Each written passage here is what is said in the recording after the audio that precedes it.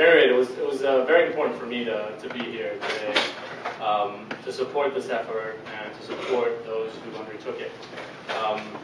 I think it takes courage for anyone from the Muslim, South Asian, Arab communities to even talk about civil freedoms in this country, and especially in this historical moment that we're in today. It takes even more courage for those same people to claim those rights and freedoms and take affirmative steps to protect their freedoms, as the organizers here and all of us are trying to do. That's as opposed to waiting for those rights to be bestowed on us from on high. And I also think there's courage in the name, not just because it so brazenly speaks of civil freedoms, but you know, I was looking at the acronym NCPCF, and I was thinking, you know, that's no frills, no nonsense, not even a vowel. It's just so when I saw that, I just had to come. So I was asked to come here to talk about 9 years of aggressive tactics against American Muslims, and I wanted to take the liberty to expand the scope of that a bit. You know, away from just American Muslims and towards Muslims in America more generally, and even Muslims worldwide. And I think that's important because in the minds of many of us who have been concerned about these issues and who have been trying to address them in various ways, there's been for far too long a divide, you know, a perceived divide as between the kinds of policies and measures that have been directed at Muslims here in the United States and those that have targeted Muslims overseas. And I really do think that divide exists mostly in our mind, and that it disserves the causes and the issues that we are trying to organize around. Because I'm firmly convinced that the same divide does not exist insofar as the U.S. government's approach to these issues goes. The U.S. government has, you know, since 9/11 at least, taken a holistic approach to these issues, and it has used all sorts of tools, both domestic and foreign and military and intelligence related, to you know, attack these issues and to target these communities. And so I think we really need to adopt a holistic perspective as well, and not divide what should be viewed as a whole, and look for the commonalities. Because many of the policies that we thought were extraterritorial actually originated here, or have been coming back home to roost, and will continue to do so going forward. So I wanted to just pick one possible beginning among many. I'll start with 9/11. You know, as everyone here knows, after 9/11, you know, the U.S. government had to show results, and it had to show them immediately. And so, as we all probably remember, what happened in the immediate aftermath was a massive roundup of immigrants in the United States, almost exclusively Muslims. Now, this was on pretextual immigration grounds, so people were held for overstaying their visas, for being undocumented. But there were, again, almost exclusively Muslim males. And remember, it didn't matter that none of the hijackers were, you know, undocumented workers.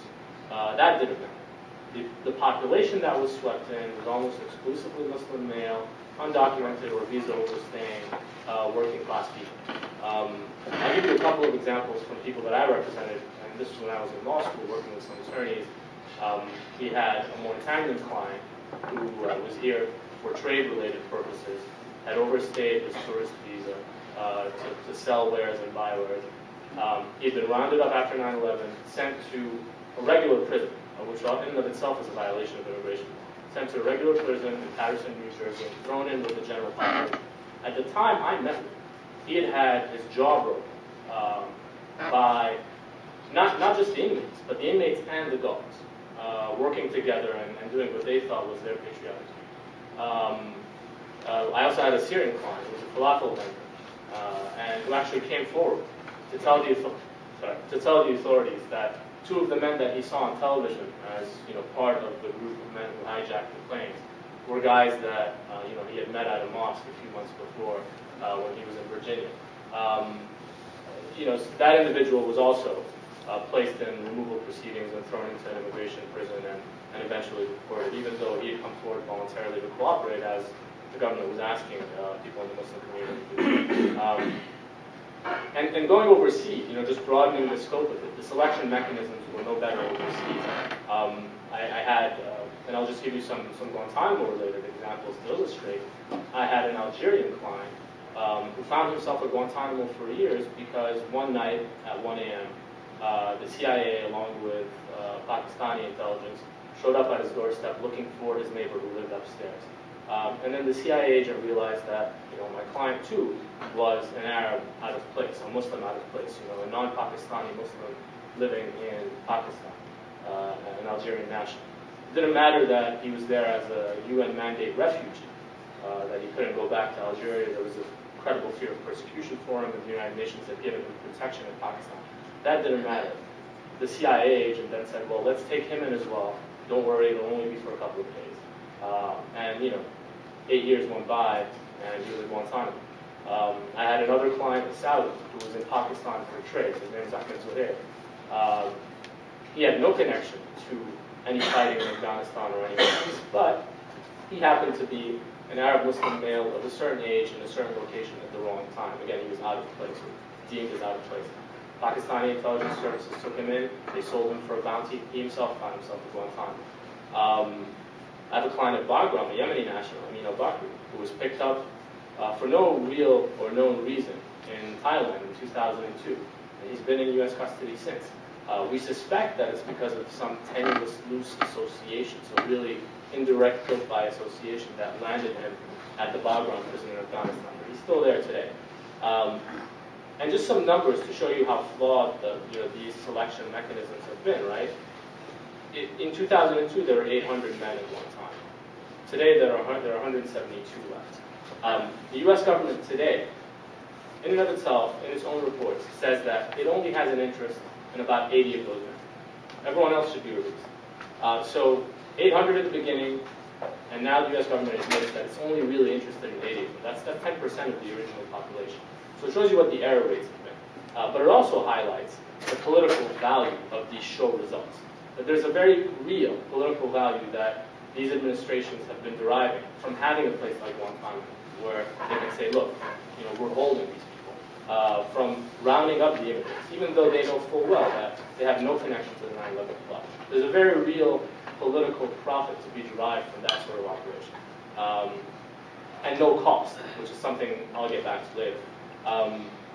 And then coming back home, you look at the blanket targeting of Muslim communities here at home. You look at the registration programs that were rolled out after 9/11, things like NCPCF, where individuals, males usually from particular Muslim-majority countries, had to register with the authorities on a periodic basis. You look at surveillance of Muslim communities.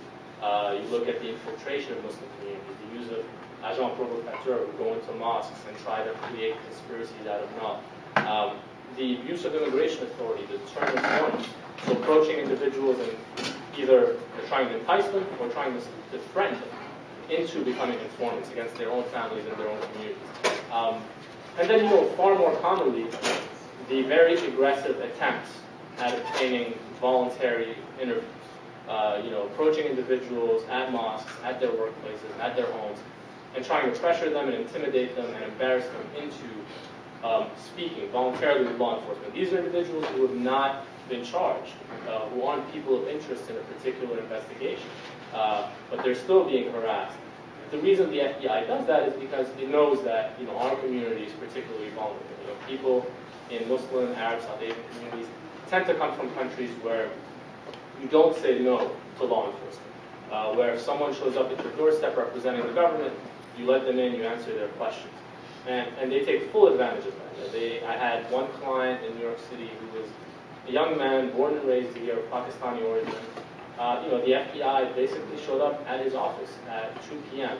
wearing their jackets with the big, bold, yellow FBI letters on. And they did that day after day, and they made it very public so that all of his colleagues would know that the FBI was interested in talking to him.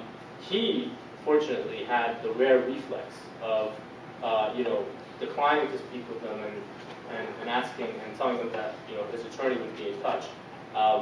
But he was still concerned enough that he ultimately did want to sit down with them and figure out what it was about.